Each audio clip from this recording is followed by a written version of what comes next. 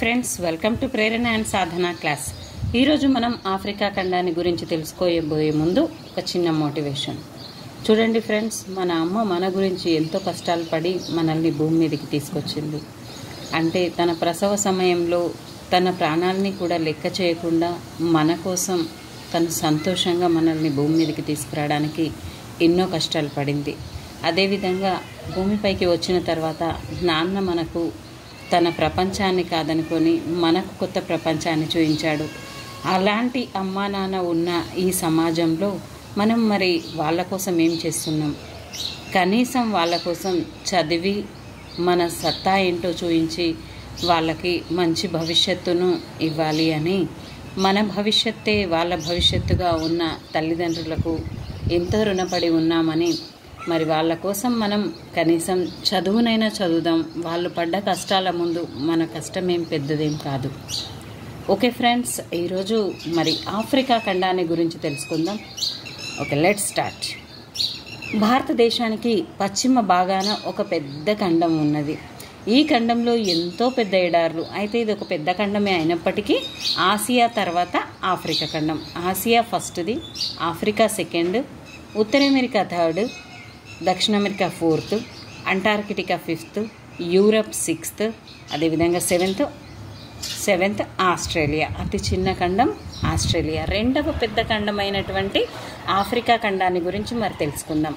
ఇక్కడ ఎంతో పెద్ద ఎడార్లు, దట్టమైన అడవులు, అతి పొడవైన వెడల్పైన నదులు, లెక్కలేనన్ని పెద్ద సరస్సులు, విశాలమైన పచ్చిక బయళ్ళు వేల మైళ్ళు వ్యాపించి ఉన్నాయి.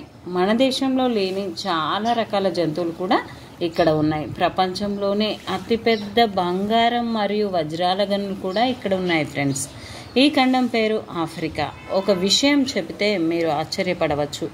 ఆఫ్రికాను మానవ సంతతి పుట్టినిల్లు అని చెప్పవచ్చు. ఈ క్రింది వాటిలో ఏ ఖండాన్ని మానవ సంతతి పుట్టినిల్లు అని అడిగితే ఖచ్చితంగా ఆఫ్రికా అని పెట్టండి.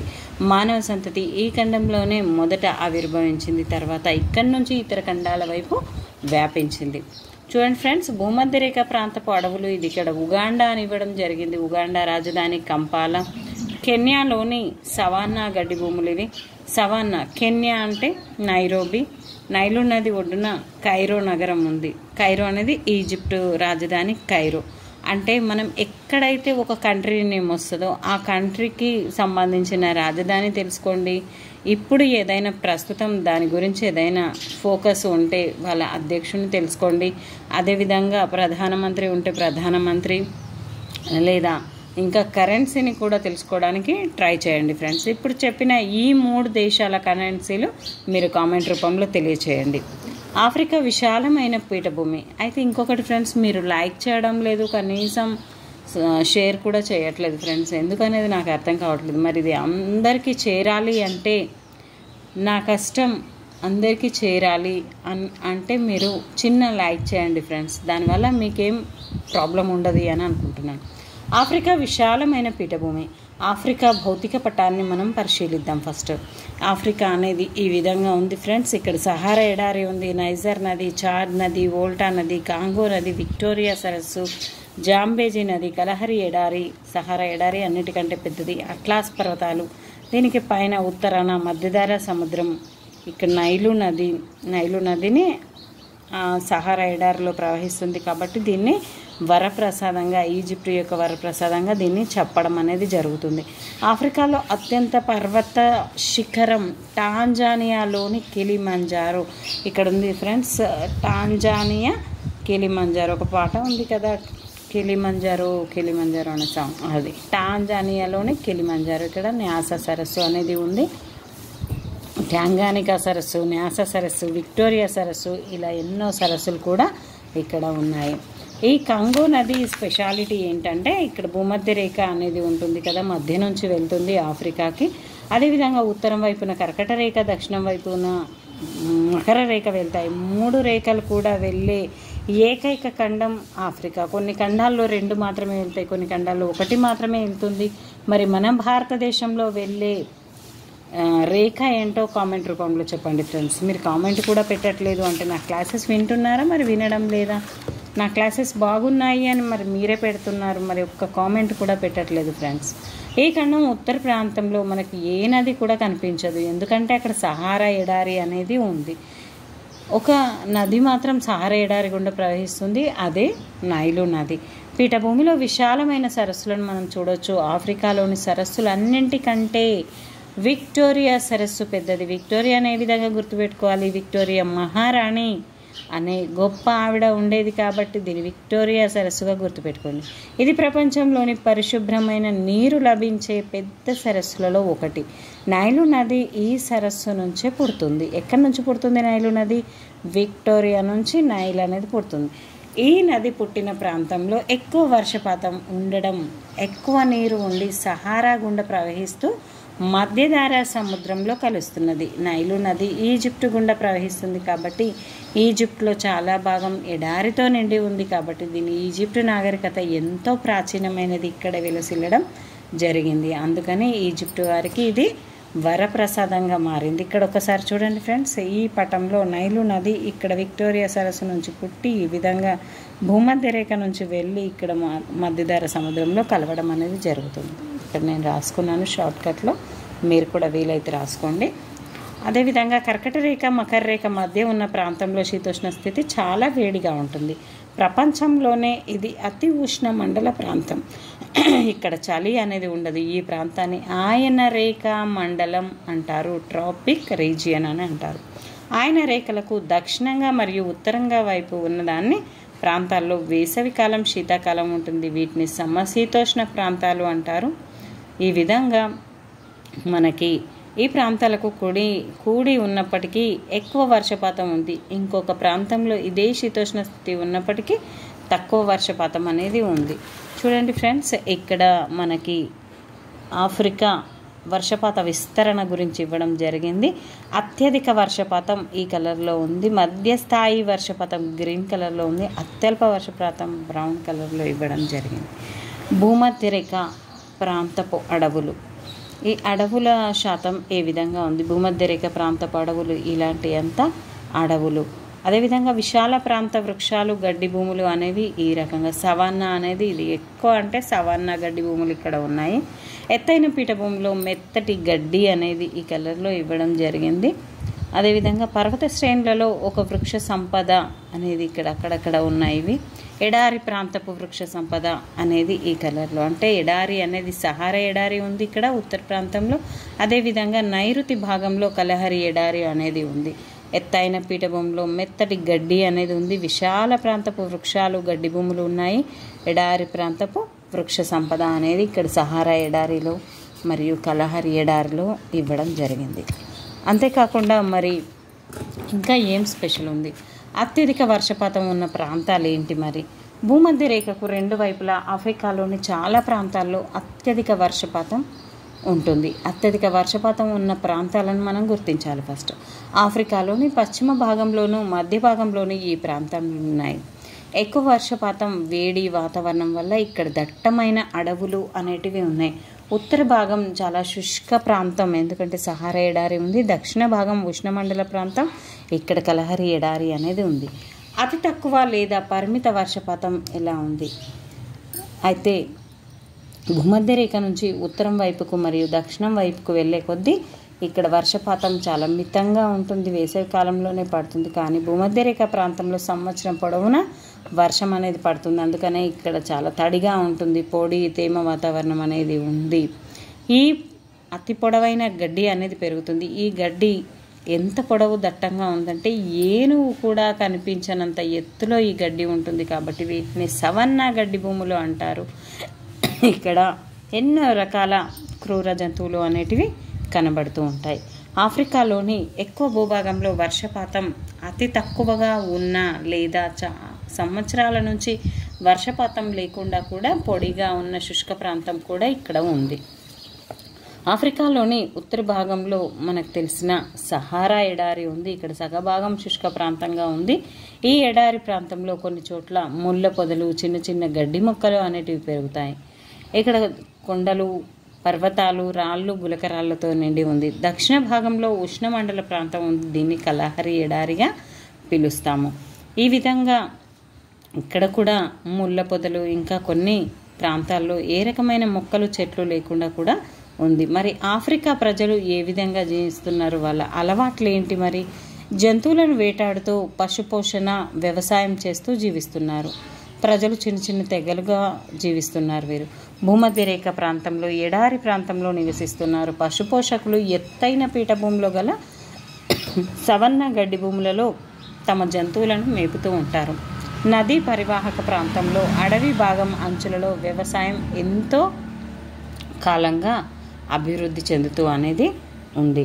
తీర ప్రాంతంలో, సముద్ర తీర ప్రాంతంలో ఎన్నో పట్టణాలు ఉండేవి. అక్కడికి ఎంతో దూరం నుంచి వర్తకులు వచ్చి వ్యాపారం అనేది చేసేవారు. ఈ విధంగా ఆఫ్రికా మరియు యూరప్, ఆసియా ఈ విధంగా ఉన్నాయి. చాలా కాలం క్రితం వరకు ఇతర ఖండాల వారికి ఆఫ్రికా గురించి తెలియదు. యూరోపియన్లకు ఆఫ్రికా సముద్ర తీర ప్రాంతంలోని ఉత్తర ప్రాంతాలు తెలియగా, భారతీయులకు, అరబ్బు వ్యాపారులకు తూర్పు తీర ప్రాంతం గురించి మాత్రమే తెలిసింది. ఈ తీర ప్రాంతాలను మినహాయిస్తే యూరోపియన్లకు, భారతీయ లేదా అరబ్ వర్తకులకు ఆఫ్రికాలోని మిగిలిన ప్రాంతాల గురించి తెలియదు. 500 సంవత్సరాల క్రిందట యూరోపియన్లు సముద్ర మార్గం గుండా భారతదేశాన్ని చేరుకోవడానికి ఆఫ్రికా చుట్టూ తిరిగి వచ్చేవారు. అట్లాంటిక్ మహాసముద్రం దాటుతూ వారు సెయింట్ మదీరా అజోర్స్ ద్వీపాలలో ఆగేవారు. ఇక్కడ సెయింట్ మదీరా అజోర్స్ ద్వీపాలలో ఆగేవారు. ఈ ద్వీపాల నుంచి దక్షిణం వైపు ప్రయాణించడానికి వీరు చాలా భయపడ్డారు. ఎందుకంటే అక్కడ చాలా వేడి ఉంటుందని, సముద్రం కూడా వేడి నీటితో మసులుతూ ఉంటుందని భావించారు. తర్వాత 1498 సంవత్సరంలో పోర్చుగీసు నావికుడు వాస్కోడి గామా ఆఫ్రికా దక్షిణ అగ్రం వెళ్ళి అక్కడి నుంచి భారతదేశం అనేది చేరుకున్నాడు. సముద్ర మార్గాన్ని కనుక్కోవడం జరిగింది. ఆఫ్రికా తీర ప్రాంతం ఏ విధంగా ఉంది? మరి మీరు యూరప్ గురించి చదువుతున్నప్పుడు మనం సముద్ర తీరం ఖండాలుగా ఉన్నదని గమనించాం. మనం సముద్ర తీరంలోనికి చొచ్చుకొని వచ్చిన భూభాగాలను అఖాతాలను గురించి కూడా మనం చదివాం. యూరోపియన్ల సముద్ర ప్రయాణానికి ఏ విధంగా ఉపయోగపడ్డాయో కూడా మనం ఇక్కడ గుర్తు చేసుకోవడం జరిగింది. యూరోపియన్లు మొదట ఆఫ్రికా లోపలికి వెళ్ళడానికి ప్రయత్నించినప్పటికీ ఎన్నో ఆఫ్రికా తెగలవారు వారితో యుద్ధం చేశారు. యూరోపియన్లు వర్తకంలో ఆఫ్రికా వారిని మోసం చేసి వారిని బానిసలుగా చేసుకొని ఇతర దేశాల్లో అమ్మారు. యూరోపియన్లు ఆఫ్రికాలో తమ రాజ్యాన్ని స్థాపించి ఇక్కడ ఉన్న వనరులను, సంపదను దోచుకోవాలనుకున్నారు. అందువల్ల ఆఫ్రికా ప్రజలు వారి ప్రయత్నాలను అడ్డుకుంటూ వారికి తమ భూభాగంలోనికి రాకుండా చేశారు. బానిసల వర్తకం మరి ఏ విధంగా కొనసాగింది? 16వ శతాబ్దంలో యూరోపియన్లు అమెరికాకు వలస వెళ్ళారు. అక్కడ భూములను సేద్యం చేశారు. అక్కడ ఎంతో భూమి ఉన్నది, కానీ భూములలో పనిచేయడానికి సరిపోయేంత ప్రజలు మాత్రం లేరు. ఈ అవకాశాన్ని ఆసరాగా తీసుకొని ఆఫ్రికా నుంచి బానిసల వర్తకం అనేది ప్రారంభమైంది. కోస్తా తీర ప్రాంతంలోని గినియాలోను, ఆఫ్రికా తూర్పు తీర ప్రాంతంలోని ఉన్న వాళ్లను పట్టుకొని వాళ్లను బానిసలుగా చేశారు. ఈ విధంగా పట్టుకున్న వారిని సముద్ర తీరానికి తీసుకొని వచ్చి యూరోపియన్లకు అమ్మేవారు. ఇందుకు ప్రతిఫలంగా ఆఫ్రికాలోని కొన్ని తెగల పెద్దలు యూరోపియన్ల నుంచి తుపాకులు, ఇనుప ఆయుధాలు, మద్యం మరియు దుస్తులను పొందేవారు. ఈ విధంగా వీరు వ్యాపారం అనేది వాళ్ళలో ఉన్న తెగల ప్రజలనే బానిసలుగా చేసి అమ్మడం చాలా దారుణంగా ఉండేది ఫ్రెండ్స్. వీళ్ళకు ఆహారం కానీ నీరు కానీ లభించేది కాదు. రోజులో అనారోగ్యంతో కూడా వీళ్ళు చాలా గురి అయ్యారు. కొద్దిమంది అయితే ప్రయాణంలోనే చనిపోవడం జరిగింది. ఇలాంటి దుర్భర పరిస్థితిని ఆఫ్రికా ప్రజలు అనుభవించడం జరిగింది. అమెరికాలో కూడా వీరిపై అమానుషంగా కఠిన చర్యలు తీసుకునేవారు. వారితో ఎంతో పని చేయించుకుంటూ వారికి సరిపడే ఆహారం, ఉండడానికి వసతి కూడా కల్పించలేదు. ఈ విధంగా ఆఫ్రికా నుంచి ఎన్నో లక్షల మందిని బానిసలుగా చేసి అమెరికా దక్షిణ, ఉత్తర ప్రాంతాలకు దగ్గరలోని ద్వీపాలకు తరలించారు. వీరిలో చాలామంది చనిపోవడం కూడా జరిగింది. 16వ శతాబ్దము, 17వ శతాబ్దంలో ఈ రకమైన బానిసల వర్తకాన్ని ఎన్నో కంపెనీలు నిర్వహించాయి. 19వ శతాబ్దంలో ఈ వర్తకం ముగిసింది. అమెరికాలో ఈ విధంగా వచ్చిన బానిసలందరినీ స్వేచ్ఛాయుత అమెరికా పౌరులుగా చేయాలని 1860లో ప్రకటించడం జరిగింది. మరి యూరప్లో వలసలు ఏ విధంగా? ఇంతకు పూర్వం యూరోపియన్లు భారతదేశం చేరడానికి ఆఫ్రికాను చుట్టి, అంటే ఇలా ఆఫ్రికా ఉంటే ఇక్కడ మన భారతదేశం అనేది ఉంటే, ఈ విధంగా ఆఫ్రికా యూరప్ ఖండం నుంచి ఈ విధంగా బయలుదేరి మన ఇండియాకు రావడం జరిగింది. ఆఫ్రికా నౌకాశ్రయాల్లో సేద తీరేవారు. తర్వాత పోర్చుగీస్, డచ్, ఆంగ్లేయులు, ఫ్రెంచ్, జర్మనీలు ఆఫ్రికా ఖండంలోని లోపలి భాగంలోనికి ప్రవేశించి అక్కడి ప్రాంతాలను కూడా వలస చేసుకోవడం జరిగింది. 19వ శతాబ్దం నాటి ఆఫ్రికా రాజకీయ పటం గురించి మీకు అందరికీ తెలిసే ఉంటుంది. ఒక్కసారి గమనించండి.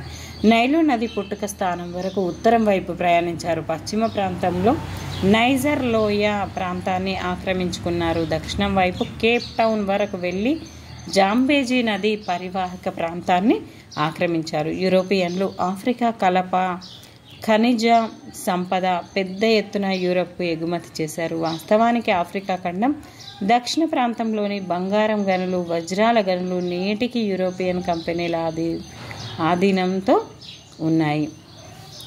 అయితే జాంబియా, జింబాబ్వేలలో విలువ కట్టలేని రాగి గనులు ఎక్కడున్నాయి? జాంబియా మరియు జింబాబ్వేలో. ఎంతో కాలం నుంచి ఈ ఖనిజాలు వారికి ఎంతో ముఖ్యమైన ఎగుమతులు.